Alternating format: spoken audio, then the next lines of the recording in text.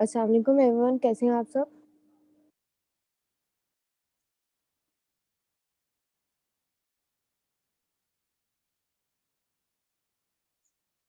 मेरी आवाज़ आ रही है आप लोगों को?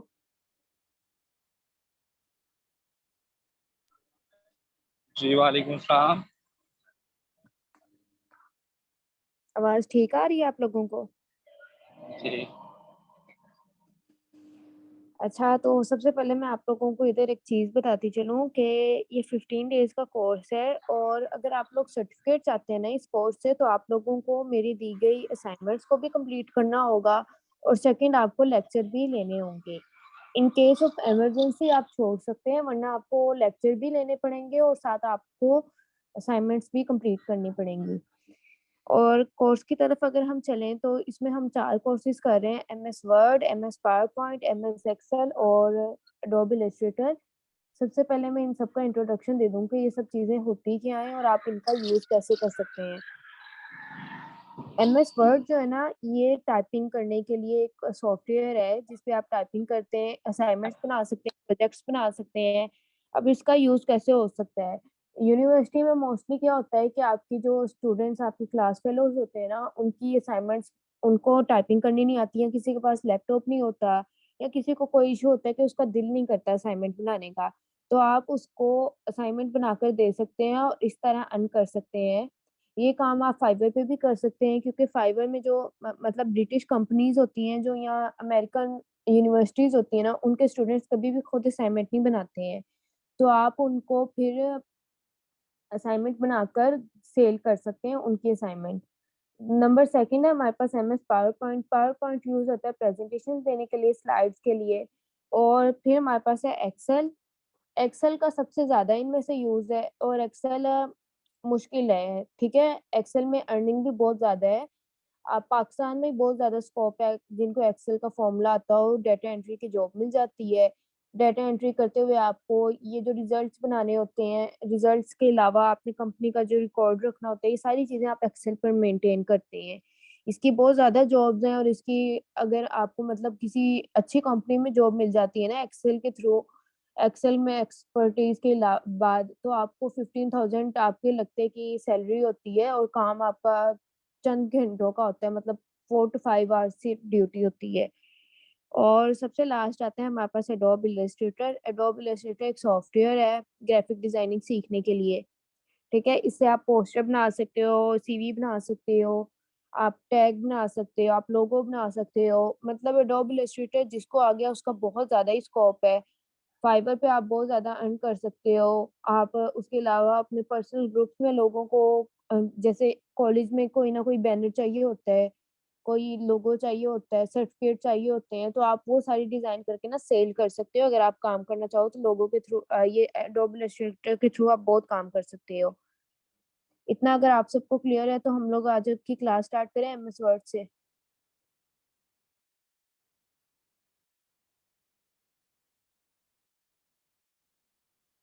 रिस्पॉन्स कर दें काइंडली।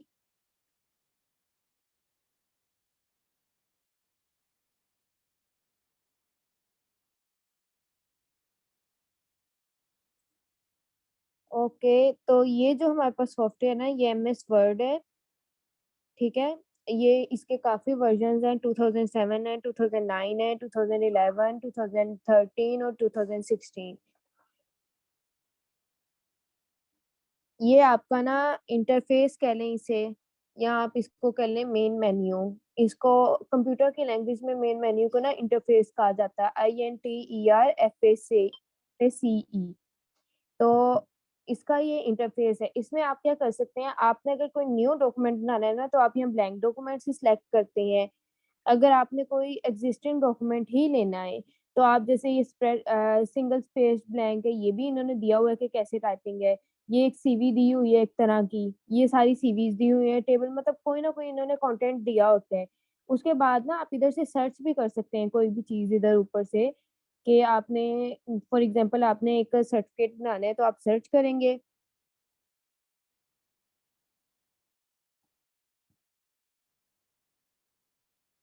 तो आपके पास ना उसके रिजल्ट आ जाएंगे कि आपको सर्टिफिकेट का टेम्पलेट कोई भी बने बनाए ना इधर मिल जाएंगे और आप वो डाउनलोड करके उनको यूज कर सकते हैं।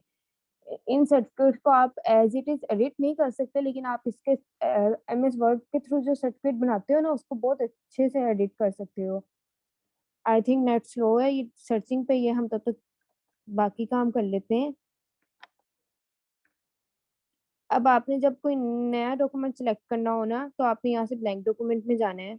अब ये आपके पास एक डॉक्यूमेंट खुल गया है MS वर्ड का। इसका सबसे पहले होम आता है, ये होम पेज के हम आज देखते हैं कि इसमें क्या क्या चीजें हैं। आप कुछ भी टाइप करते हो, फॉर एग्जांपल मैं अपना नेम टाइप करती हूँ, तो इसका ये जो फॉन्ट है ना ये आप सिलेक्ट कर सकते हो यहाँ से, ये जो लिखा हुआ है कैलिबरी बॉडी, इसमें आप कोई भी फॉन्ट सिलेक्ट कर सकते हो। मैं आप लोगों को करके दिखाती हूँ। ये मैं राइट साइड पे ले आती हूँ ताकि आप लोगों को ना चेंजेस फर्क उनका पता चले। अब मैं इसे हेडिंग में कर रही हूँ। इस सारे को पहले मैंने सिलेक्ट कर लेना है, फिर मैं इसका फॉन्ट चेंज करके आपको दिखाती हूँ। ये कैलिबरी बॉडी की है तो देखें उसका फंड थोड़ा बारीक हो गया है, ये मोटा, ये चेंज हो गया इसका फंड, ये उससे चेंज हो गया, ये एरियल ब्लैक में वो मोटा हो जाता है ज्यादा। इस तरह ये सारे फंड हैं जिस तरह आपने यूज करना हो। अगर मैं उर्दू टाइपिंग करना चाहती हूँ तो यहाँ से मैं अपने लैपटॉप की पहले उर्दू लैंग्वेज सेलेक्ट करूंगी, फिर मैं यहाँ से अब कुछ भी टाइप कर रही हूँ।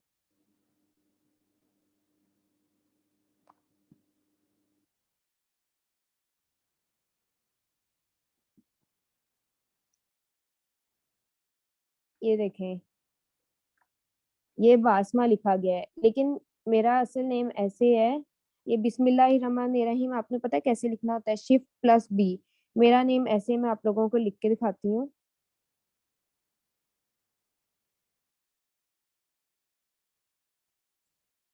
ये वाला मेरा नेम है, इसमें हाँ दूसरा आता है जो हम लोग सिंपल डालते हैं। ठीक है, ये उर्दू में आप टाइपिंग ऐसे ही कर सकते हो। उर्दू का फॉन्ट आपने चेंज करना हो तो भी आप यहाँ से सिलेक्ट कर सकते हो। उर्दू टाइप सेटिंग, ये उर्दू की टाइपिंग होती है, आपने कैसे लिखना है। ये जो सिंपल आपने अक्सर देखा होगा जो उर्दू के फॉन्ट पेजेस पे यूज होते हैं ना, ये वो वाली टाइपिंग होती है उर्दू की। आप लोगों को स्क्रीन क्लियर है, ये मैं जूम कर लूँ थोड़ा।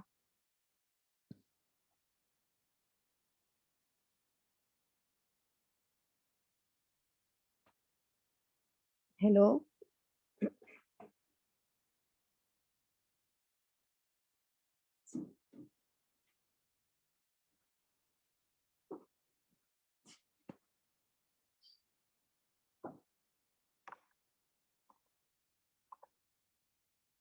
ये वाला जो ऑप्शन होता है ना माइनस और प्लस का, इससे आप जूम करते हैं। इसके अलावा ऑप्शन होता है कंट्रोल और माइनस, मतलब कंट्रोल CTRL जो आपके कीबोर्ड पे होते हैं ना, उसको दबा के अगर आप प्लस का साइन दबाएंगे ना जो आपके लैपटॉप में गिवन है कीबोर्ड पे, तो आपका आपकी स्क्रीन ना फिर जूम इन हो जाती है। और अगर आप CTRL और माइनस दबाएंगे तो आपकी स्क्रीन जो है ना वो जूम आउट हो जाती है। अब देखें, ये हमारे पास फॉन्ट हो गया, यहाँ से आप कोई भी फॉन्ट सेलेक्ट कर सकते हैं जो आप करना चाहें। इसमें आप ये भी कर सकते हैं कि ये जैसे बी है ना, सिर्फ इसका एक फंड चेंज कर सकते हैं, इसको एक को सिलेक्ट करेंगे और यहाँ से इसका एक फंड चेंज कर दिया। आप देखें, आप बी अलग है और बाकी ASM में अलग है। अगर आप इसमें से M भी चेंज करना चाहें तो ऐसे ही कर सकते हैं। ये डिफरेंस है फंड का, ये आपने जो यूज करने होते हैं। अच्छा, जब आप असाइनमेंट या प्रोजेक्ट बनाते हैं ना, जो फॉर्मल फ्रंट होता है वो होता है टाइम न्यू रोमन। ठीक है, टाइम न्यू रोमन आपने यूज करना होता है। ये टाइम न्यू रोमन इधर दिया हुआ है। इसमें क्या होता है कि आपने टाइम्स न्यू रोमन में ना हेडिंग का साइज, जो मेन हेडिंग होती है उसका 16 रखना होता है, जो सब हेडिंग होती है उसका 14 साइज रखना होता है, और जो आपका फॉन्ट होता है ना, जो आपका कंप्लीट कंटेंट होता है वो आपने 12 रखना होता है। ये आप लोग मतलब अपने असाइनमेंट्स का तो इतना कुछ होता नहीं, लेकिन जब आप ऑर्डर पे बनाते हैं ना इस चीज को बहुत फॉलो किया जाता है। ये जो चीज है 11 जहाँ लिखा हुआ है, यहाँ से आप ना अपने फंड का साइज देखते हैं कि आपने कितना रखना है। यहाँ से आप अपनी मर्जी से भी सिलेक्ट कर सकते हैं। फॉर एग्जांपल मैं खुद ही अगर लिख देती हूँ 1, तो ये 1 हो जाएगा जो भी मैं सिलेक्ट करूंगी। अगर मैं बहुत ही जूम करके दिखाऊं तो ये लिखा हुआ है लेकिन नजर नहीं आ रहा।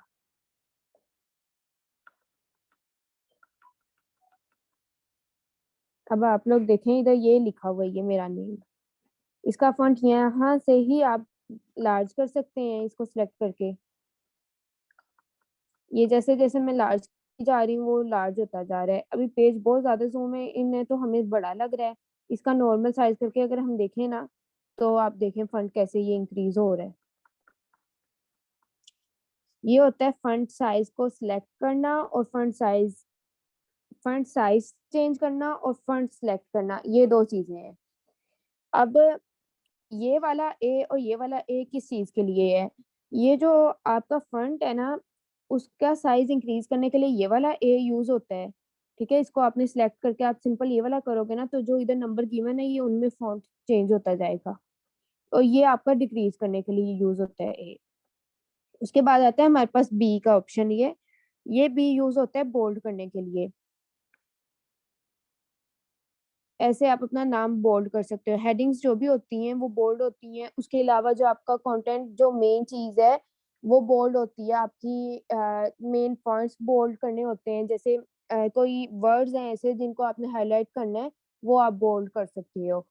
ये जो आई वर्ड है ना ये इटालियन के लिए यूज होता है कि आप अगर इटालियन राइटिंग करना चाहो। इटालियन राइटिंग कहते हैं जो ना थोड़ी मतलब स्लाइडी कवर में राइटिंग हुई हो, सीधी ना हो। ये मैं आप लोगों को दिखाती हूँ। ये आप देखें ये थोड़ा टेढ़ी है। तो ये जो है ये इटालियन है। इसको मैं फिनिश करती हूँ सिलेक्ट करके तो ये मेरा जो नेम है ना वो बिल्कुल स्ट्रेट हो जाएगा। फिर से अगर मैं इटालियन करूंगी तो फिर से वो स्लाइड हो जाएगा, स्लाइडली ना कवर हो जाएगा कर्व। बोल्ड फिनिश करूंगी तो वो लाइट हो जाएगा, बोल्ड कर रही हूँ तो डार्क हो जाएगा। ये जो यू का ऑप्शन है ना ये अंडरलाइन करने का ऑप्शन है। इससे आप अंडरलाइन करते हो।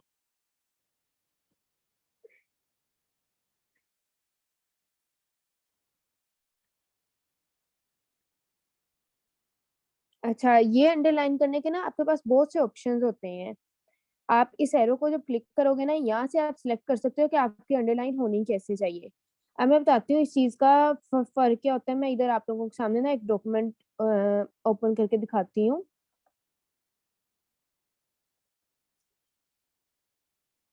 ये एक हमारे पास डॉक्यूमेंट है।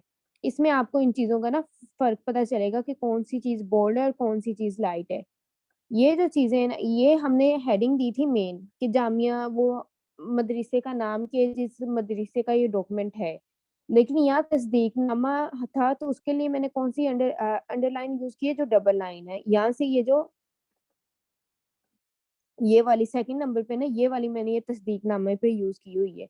उसके अलावा आप लोग देखें यहाँ फर्क पता चल रहा है बोल्ड का और लाइट बोल्ड का। ये जो डॉक्यूमेंट ये वर्ड्स हैं ये बोल्ड है। ये जो वर्ड्स हैं ये सिंपल राइटिंग में है और ये बोल्ड नहीं है तो लाइट है और ये वाले डार्क है। वापिस अगर हम चलें तो ये हमारे पास जो ऑप्शन होता है ना ये हमारे पास एक होता है कि आपने स्ट्राइक थ्रू करने होते हैं। मतलब इसका क्या होता है कि आपका जो जो भी वर्ड हो ना उसके सेंटर में एक लाइन लग जाती है। ये देखें मेरे वर्ड के सेंटर में ना एक लाइन लग गई है। ये आपके व्हाट्सएप पे भी अक्सर फीचर है कि आप लोग अपने ना फॉन्ट को दरमियान से हाईलाइट करना हो या दरमियान से कट करना हो ना या कोई मतलब स्टाइल ऐड करना हो तो आप ये यूज कर सकते हैं। उसके बाद हमारे पास एक्स स्क्वायर की और एक्स बेस का ऑप्शन आता है। वो हम देख लेते हैं कि वो क्या है। कोई भी वर्ड लिख रही हूँ, इधर मैंने लिखा है, मैं इधर से ना ये सारे पहले मैं ऑप्शन बंद कर दूं। अच्छा, ये जब आप ऑप्शन सिलेक्ट करते हैं ना तो ये शेडो में चला जाता है। ये देखें ये डार्क हो जाता है और जैसे ही ऑप्शन आप बंद करते हैं तो वो सिंपल हो जाता है। अब मैंने यहाँ लिखा है 21। 20 फर्स्ट अगर मैंने लिखना हो तो फर्स्ट कभी भी 1 के बराबर नहीं आता, ऊपर आता है। अब वो आप ऊपर कैसे लिख सकते हैं? वो आप ऊपर ना ये एक्स स्क्वायर से लिख सकते हैं। जब आप इसको ऐड करेंगे ना अब देखें मैं लिख रही हूँ तो वो ऊपर लिखा जा रहा है, उसके बिल्कुल बराबर नहीं है। इसी तरह अगर मैं कोई भी नंबर लिखना चाहती हूँ, कोई ब्रैकेट है मेरे पास और उस ब्रैकेट के बारे में कोई पार्ट लिखना चाहती हूँ।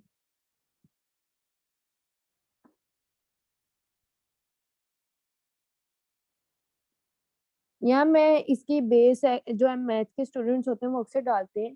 तो बेस डालने के लिए ना मैं ये वाला यूज करूंगी सिंबल। और जैसे मैं इसको ऐड कर रही हूँ तो ये देखें ये सिंबल जो है ये इसके साइड पे बेस डल गई है। अब अगर आप देखें, थोड़ा सा जूम इन कर लेती हूँ, ये 21 जो है ये इसका एसटी ऊपर है और ये जो 2 है ये नीचे है, जो शो करवा रहा है कि आपने यहाँ बेस डाली हुई है, वो शो करवा रहा है कि आपने पार डाली हुई है उस चीज की। इतना क्लियर है आप लोगों को?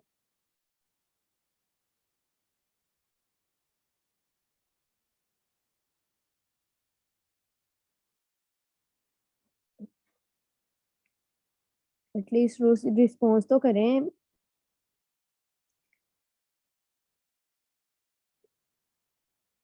अच्छा, आगे हमारे पास आता है ये हाईलाइट करने का ऑप्शन।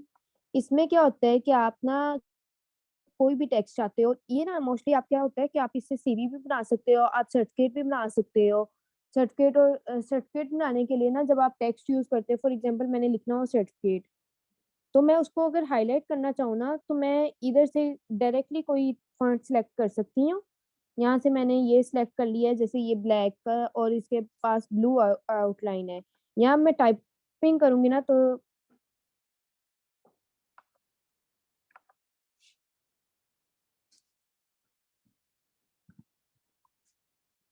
मैं आपको जूम करके दिखाती हूँ ये कैसे लिखा गया है विदाउट एनी सिलेक्शन। ये डिफरेंस है इन दोनों का, सी ई कैसे लिखा गया है और आर टी। इसके अलावा अगर कोई और कलर लेके देख लेती हूँ जिससे आप लोगों को ज्यादा क्लियर हो जाए। हम्म, ये ये ले लेती हूँ ताकि फर्क तो पता चले ना। ये जब आपने कलरफुल और स्टाइलिश टेक्स्ट लिखना हो ना, आप ये वाला ऑप्शन डायरेक्टली यूज कर सकते हो। ठीक है, ये डिफरेंस होता है बाकी टेक्स्ट से कि बाकी टेक्स्ट तो आपका सिंपल होता है, उसको आप ऐसे नहीं बना सकते। अब अगर आप हो ना डायरेक्टली कि इसको हम कलर चेंज कर दें या किसी और चीज से इसका वैसे कर लें, तो ये तब भी वैसे नहीं होगा। क्यों नहीं होगा? क्योंकि सर्टिफिकेट में ना इन्होंने और भी फैक्टर ऐड किया हुआ है आउटलाइन का। ये जो सर्टिफिकेट है ये सिंपल है, आप देखें ये थोड़ा लाइट है लेकिन ये थोड़ा हैवी है। ये वाली जो चीज होती है ना, ये दोनों में डिफरेंस है। उसके बाद हमारे पास ये ऑप्शन आता है टेक्स्ट हाईलाइट का। आप कोई भी टेक्स्ट हाईलाइट करना चाहते हो उसको आप सिलेक्ट करोगे, इस पर जाओगे, वो हाईलाइट हो जाएगा। इसके एरो पे क्लिक करोगे तो आप वो कलर सिलेक्ट कर सकते हो जिससे आप हाईलाइट करना चाहो। अगर मैं इस सारे को सिलेक्ट करके अब हाईलाइट करूंगी तो वो मैरून हो गया है। मैं यहाँ से कलर चेंज कर रही हूँ, मैं ब्लू कर देती हूँ, तो ये सारा ब्लू हो जाएगा। आप जब कोई प्रोजेक्ट वगैरह बनाते हो या आप रिसर्च पेपर ही बना रहे हो, जो रिसर्च स्टूडेंट्स हैं वो आगे बनाएंगे, तो वो अपने जो मेन चीजें है ना वो हाईलाइट करने के लिए हाइलाइटर यूज करते हैं। हाइलाइटर आपको पीडीएफ फॉर्म में तो मिल जाता है लेकिन एमएस वर्ड में फिर आप ऐसे यूज कर लेते हो। अब आते हैं टेक्स्ट का आप कलर कैसे चेंज कर सकते हो। टेक्स्ट का कलर ना आप यहाँ से चेंज कर सकते हो। ये जो एक के अंदर नीचे अंडरलाइन दी हुई है ना, रेड कलर की लाइन दी हुई है, यहाँ से आप टेक्स्ट का कलर चेंज कर सकते हो। यहाँ कुछ भी हम टाइप करके देखते हैं।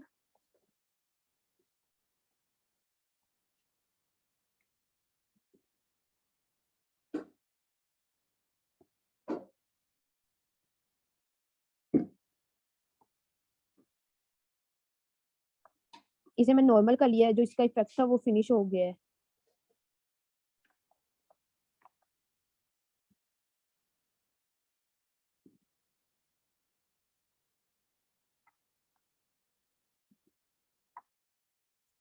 अब ना यहाँ से अगर आप इसका कलर चेंज करना चाहो तो आप यहाँ जाते हो, यहाँ से इसका कलर चेंज करोगे तो ये देखें रेड कलर में हो गया है। इसी तरह अगर आप यहाँ से एरो पे क्लिक करोगे तो यहाँ आप कोई भी कलर सिलेक्ट कर सकते हो। जैसे जैसे मैं कलर चेंज कर रही हूँ वैसे वैसे उसका कलर भी चेंज होता जा रहा है।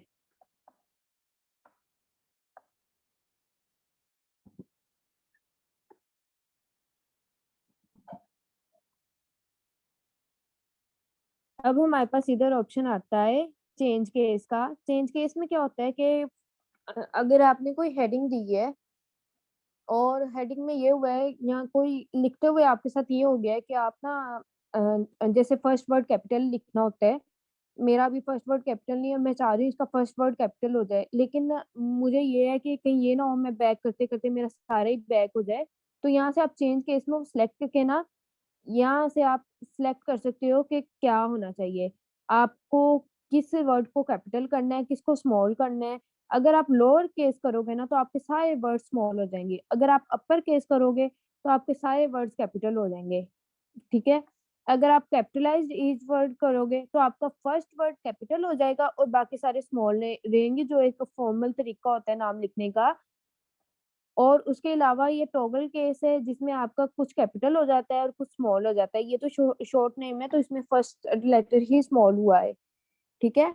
तो ये चीजें जो होती हैं जब आप अपने आप अपना आप लिखोगे ना वो क्या कहते हैं, कोई भी आप करते हो, प्रेजेंटेशन बना रहे हो या या आप कोई प्रोजेक्ट बना रहे हो, उसमें जो आप ऑथर्स के नेम यूज करते हो, रिसर्च पेपर में भी जो आप ऑथर्स के नेम यूज करते हो ना, या जो आप जिस बुक का रेफरेंस यूज करते हो कि आपने इस बुक से ये डाटा लिया है, या भी तो आप लोगों की यूज नहीं होंगी। लास्ट सेमेस्टर में यूनिवर्सिटी के या 7th सेमेस्टर में हर सब्जेक्ट के ये हर फील्ड में यूज होते हैं रिसर्च या प्रोजेक्ट। तो आप लोग फिर यूज करोगे इन चीजों को कि क्या कौन सा वर्ड कैपिटल करना है, कौन सा कैपिटल नहीं करना। अब हमारे पास ये वाला ऑप्शन आता है जिसमें आपने देखना होता है, पहले सबसे हम ये देख लें, ये जो 4 ऑप्शन है ना ये अलाइनमेंट करने के है। हम कोई भी पैराग्राफ ले लेते हैं कहीं से भी और उसको देखते हैं। इतनी टाइपिंग मैं अभी, मेरा एक हाथ बिजी है तो दूसरे हाथ से मैं इतनी जल्दी टाइपिंग नहीं कर सकती।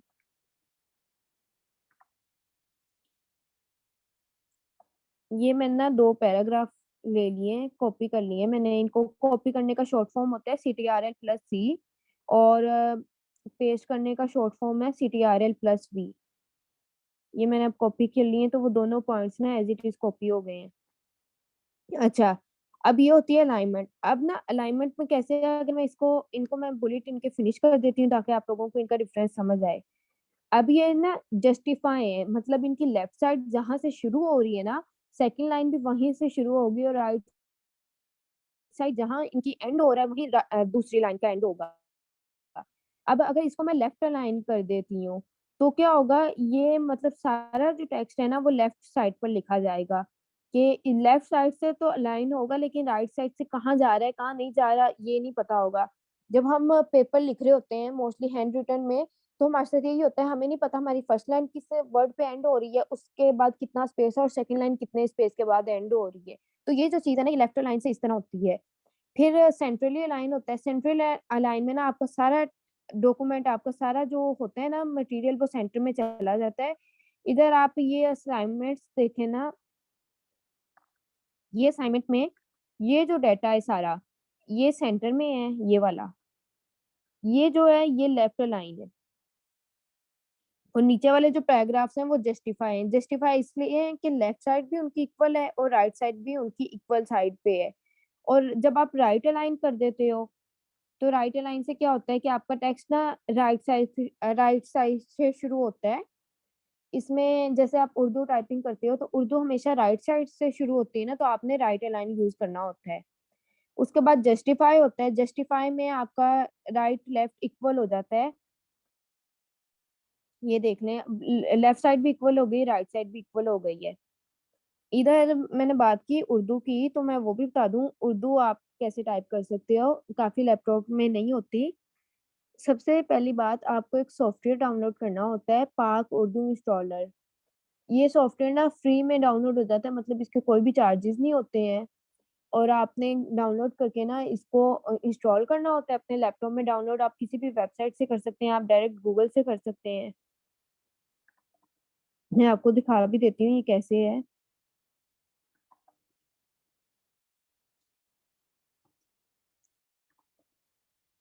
ये पाक उर्दू इंस्टॉलर फॉर विंडोज 10 है, जिसमें आपने एम बिलाल एम का लिंक खोलना है।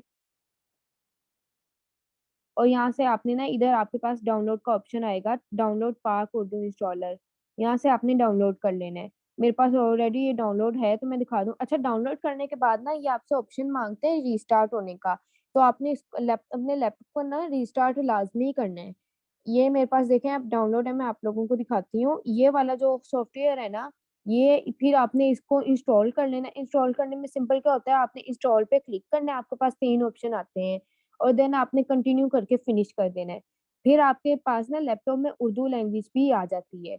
अब उर्दू लैंग्वेज में ना यहाँ से आपने ये जो ईएन लिखा आ रहा है ना ये नीचे इंग्लिश यूनाइटेड स्टेट, जब आपने एक्टिव कर ली उर्दू सॉफ्टवेयर डाउनलोड कर लिया तो यहाँ से आप डायरेक्ट उर्दू लैंग्वेज सेलेक्ट कर सकते हो। उसके अलावा अगर आपको नहीं समझ आती ना कीबोर्ड पे कि क्या लिखा है क्या नहीं, आपके हर लैपटॉप में ऑन स्क्रीन कीबोर्ड होता है, आप वो ऑन करोगे। वो ऑन करने के बाद ना फिर आप ये ऑन स्क्रीन कीबोर्ड मैंने ऑन कर लिया है। अब देखें इसकी लैंग्वेज ना इंग्लिश है। ये जो भी मैं लिखूँगी इंग्लिश में लिखा जाएगा, या मैं अगर लिखती हूँ, जो भी लिख रही हूँ इंग्लिश में लिखा जा रहा है। यही अगर मैं अब उर्दू में जाती हूँ, यहाँ से मैंने उर्दू सेलेक्ट कर लिया, तो ये सारी देखें लैंग्वेज उर्दू हो गई है। अब जो भी मैं लिख रही हूँ, वो उर्दू में लिखा जा रहा है।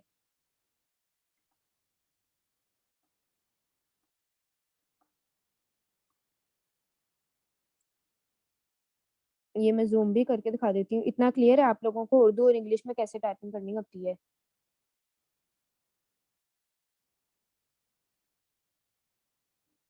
मुझे लग रहा है मैं खुद को लेक्चर दे रही हूँ। इतनी सोई हुई आवाम है मेरे पास।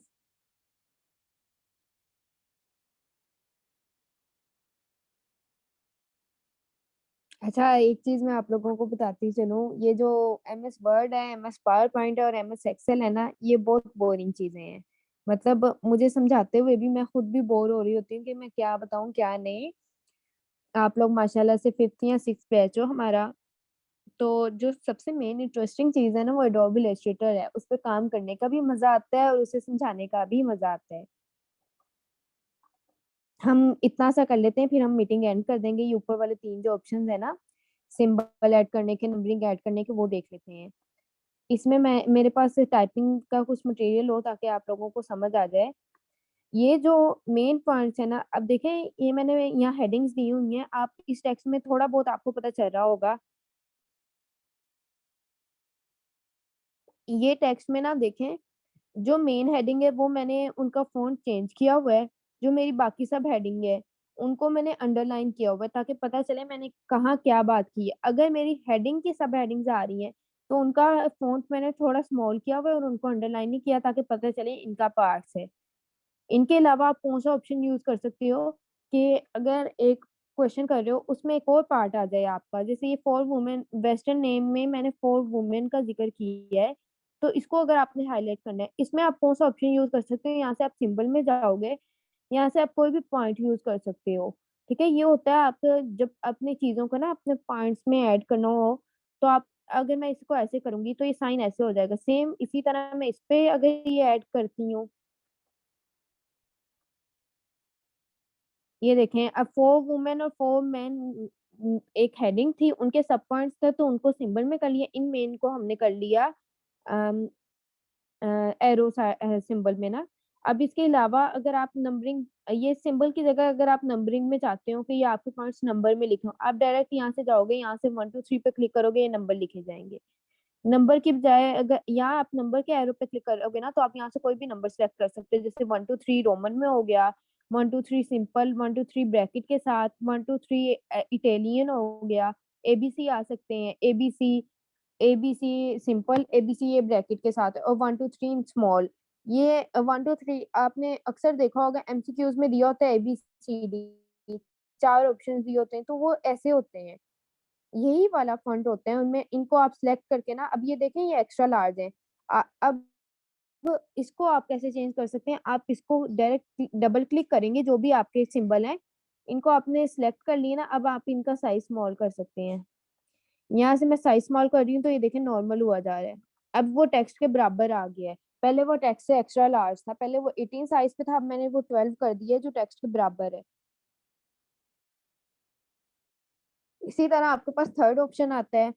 अब थर्ड ऑप्शन में पता है क्या चीज़ होती है कि एक अगर आपकी मेन हेडिंग हो गई, उसका आपने सब हेडिंग लिखनी है और उसकी सब हेडिंग की सब हेडिंग है कोई, जैसे चैप्टर्स होते हैं, बुक के चैप्टर हैं, चैप्टर नंबर 1 है, चैप्टर नंबर 1 के आगे पॉइंट्स होते हैं 1.1, 1.2, 1.3, 1.1 के आगे पॉइंट्स होते हैं 1.1.1, 1.1.2, 1.1.3, तो वो आप इस थर्ड ऑप्शन से ऐड कर सकते सकते हो। इस पे आप देखो ये वाला ऑप्शन है, मैं इतना सिलेक्ट कर रही हूँ, इतना डाटा यहाँ से मैं ऐड कर देती हूँ ये वाला। ठीक है, इसमें मैंने कोई भी सब हेडिंग नहीं रखी हुई थी, इसलिए तो नहीं हुआ, ये करके देख लेते हैं। इसमें चैप्टर्स के जो कंटेंट होते हैं ना, वो आपको मोस्टली कर रहे होते हैं। इन पे इफेक्ट नहीं आ रहा, मैं कोई और देखती हूँ, कोई और आप लोगों को।